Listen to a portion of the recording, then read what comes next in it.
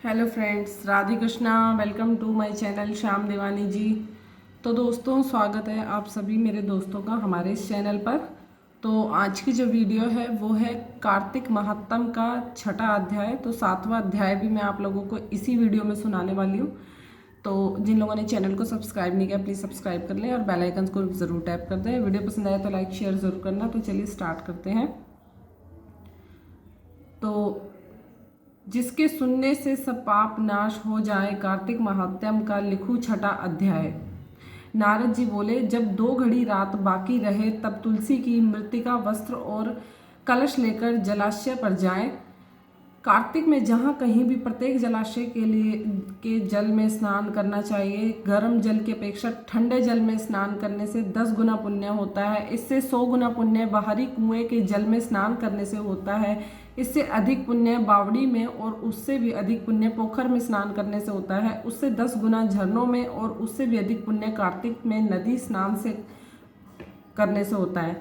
तो उससे भी 10 गुना पुण्य वहाँ होता है जहाँ 2 नदियों का संगम हो, और यदि कहीं 3 नदियों का संगम हो तब तो पुण्य की कोई सीमा ही नहीं है। स्नान से पहले भगवान का ध्यान करके स्नानार्थ संकल्प करना चाहिए। फिर तीर्थ में उपस्थित देवताओं को क्रमशः अर्घ्य आचमनीय आदि देना चाहिए। अर्घ्य मंत्र कुछ इस प्रकार है।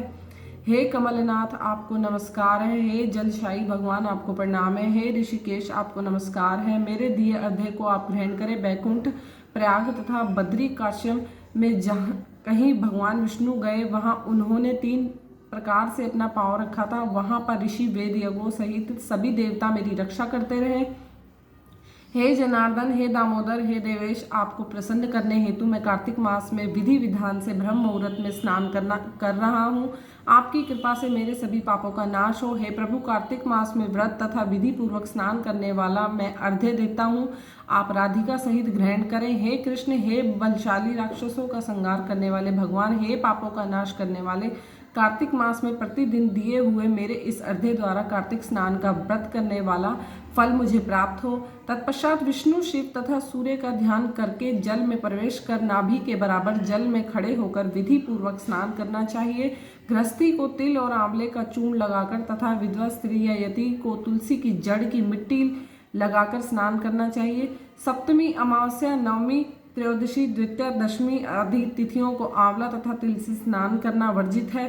स्नान करते हुए निम्न शब्दों का उच्चारण करना चाहिए। जिस भक्ति भाव से भगवान ने देवताओं के कार्य के लिए 3 प्रकार का रूप धारण किया था, वहीं पापों का नाश करने वाले भगवान विष्णु अपनी कृपा से मुझे पवित्र बनाए। जो मनुष्य भगवान विष्णु की आज्ञा से कार्तिक व्रत करता है उसकी इंद्रादि सभी देवता रक्षा करते हैं, इसलिए वह मुझको पवित्र करे। बीजों, रहस्य तथा यज्ञों सहित वेदों के मंत्र कश्यप आदि ऋषि इंद्रादि देवता मुझे पवित्र करें। अदिति आदि सभी नारियां, यज्ञ सिद्ध सर्प और समस्त औषधियां व तीनों लोकों के पहाड़ मुझे पवित्र करें। इस प्रकार कहकर स्नान करने के बाद मनुष्य को हाथ में पवित्री धारण करके देवता, ऋषि, मनुष्य तथा पितरों का विधि पूर्वक तर्पण करना चाहिए। तर्पण करते समय तर्पण में जितने तिल रहते हैं उतने वर्ष पर्यंत व्रती के पितृगण स्वर्ग में वास करते हैं। उसके बाद व्रती को जल से निकलकर शुद्ध वस्त्र धारण करने चाहिए। तब सभी तीर्थों के सारे कार्यों से निवृत्त होकर पुनः भगवान विष्णु का पूजन करना चाहिए।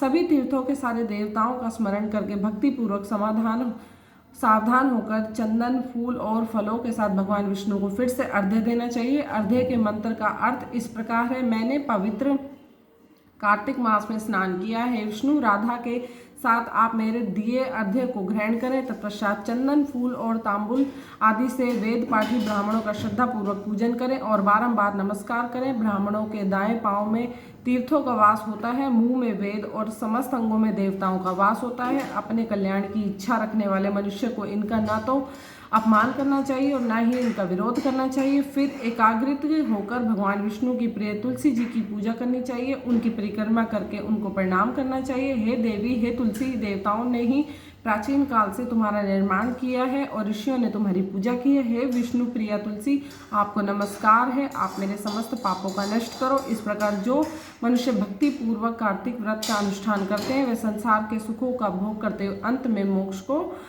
प्राप्त करते। तो दोस्तों, ये था कार्तिक महात्म का छठा अध्याय।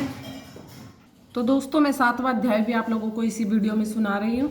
तो सुनिए ध्यान से। मंगलकारी श्री हरि का सच नाम ध्याऊं, कार्तिक मास महात्म का 7वां अध्याय बनाऊं।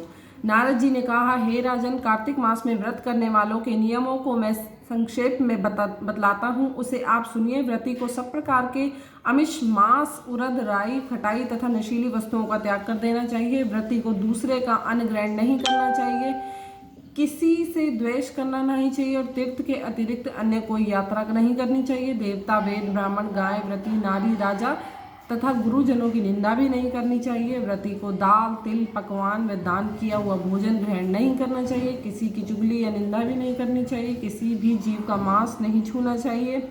पान, कत्था, चूना, नींबू, मसूर, बासी तथा झूठे अन्न का भी प्रयोग नहीं करना चाहिए। गाय, बकरी तथा भैंस के अतिरिक्त अन्य किसी पशु का दूध नहीं पीना चाहिए। कांसे के पात्र में रखा हुआ पंचगव्य बहुत छोटे घड़े का पानी तथा केवल अपने लिए ही पका हुआ अन्न प्रयोग करना चाहिए। कार्तिक माह का व्रत करने वाले मनुष्य को सदैव ब्रह्मचर्य का पालन करना चाहिए। उसे धरती पर सोना चाहिए और दिन के चौथे पहर में केवल एक बार पत्तल में भोजन करना चाहिए। व्रती कार्तिक माह में केवल नरक चतुर्दशी, जिसे छोटी दिवाली भी कहा जाता है, के दिन ही शरीर में तेल लगा सकता है। कार्तिक माह में व्रत करने वाले मनुष्य को सिंघाड़ा, प्याज, मट्ठा, गाजर, मूली, काशीफल, लौकी, तरबूज इन वस्तुओं का बिल्कुल प्रयोग नहीं करना चाहिए।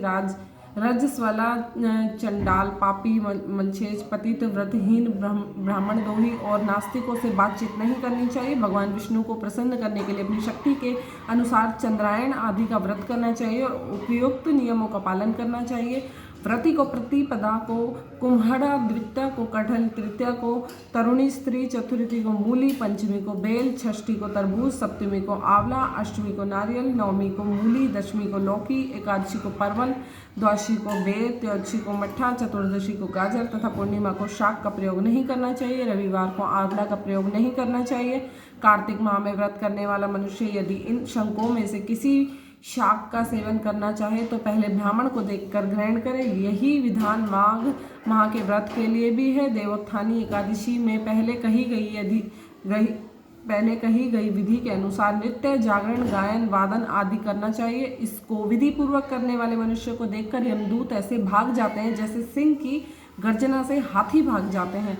कार्तिक माह का व्रत सभी व्रतों में श्रेष्ठ है। इसके अतिरिक्त जितने भी व्रत यज्ञ हैं वो 1000 की संख्या में किए जाने पर भी इसकी तुलना नहीं कर सकते, क्योंकि यज्ञ करने वाले मनुष्य को सीधा वैकुंठ की प्राप्ति होती है। जिस प्रकार राजा की रक्षा उसके अंग रक्षक करते हैं, उसी प्रकार कार्तिक माह का व्रत करने वाले की रक्षा भगवान विष्णु की आज्ञा से इंद्रादि देवता करते हैं। व्रती मनुष्य जहाँ कहीं भी रहता है वहीं पर उसकी पूजा होती है, उसका यश फैलता है। उसका निवास स्थान पर भूत, पिशाच आदि कोई भी नहीं रह पाते। विधि पूर्वक कार्तिक माह का व्रत करने वाले मनुष्यों के पुण्यों का वर्णन करने में ब्रह्मा जी भी असमर्थ हैं। यह व्रत सभी पापों को नष्ट करने वाला, पुत्र पौत्र प्रदान करने वाला और धन धान्य को वृद्धि करने वाला है। तो दोस्तों, ये था कार्तिक माह का 7वां अध्याय जो मैंने आप लोगों को सुनाया। मैं उम्मीद करती हूँ आप लोगों को अच्छे से समझ आएगा। मैंने कोशिश तो की है अच्छे से समझाने की। और अब आप लोगों को मेरी वीडियो पसंद आए तो प्लीज़ मेरी वीडियो को कमेंट करके ज़रूर बताना कैसी लगी, और लाइक शेयर करना नहीं भूलिए। मिलते हैं अपनी नेक्स्ट वीडियो में, तब तक के लिए नमस्कार, राधे कृष्ण, बाय बाय दोस्तों, बाय बाय।